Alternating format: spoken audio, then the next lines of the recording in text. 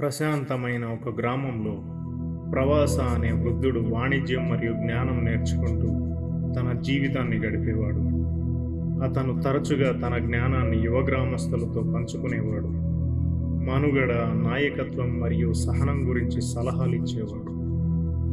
ఒకరోజు యువకుల బృందం నదిపై వంతెన నిర్మించాలని నిర్ణయించుకున్నారు.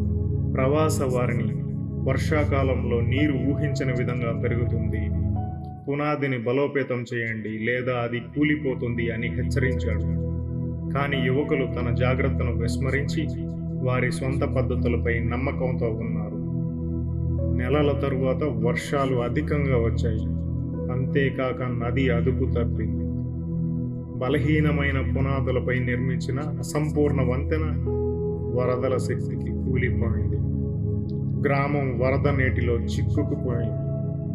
తమ తప్పును గ్రహించిన యువకులు ప్రవాస సలహా కోరుతూ అతని వద్దకు వెళ్ళారు. అతని జ్ఞానంతో ఈసారి వంతెనను మరింత బలవంతంగా పునర్నిర్మించారు. చరిత్ర పునరావృతం కాకుండా చూసుకున్నారు. చాణక్య నీతి ప్రకారం గతం నుండి వచ్చిన జ్ఞానం భారం ఎప్పటికీ కాదు, భవిష్యత్తుకు మార్గాన్ని వెలిగించే జ్యోతి అవుతుంది.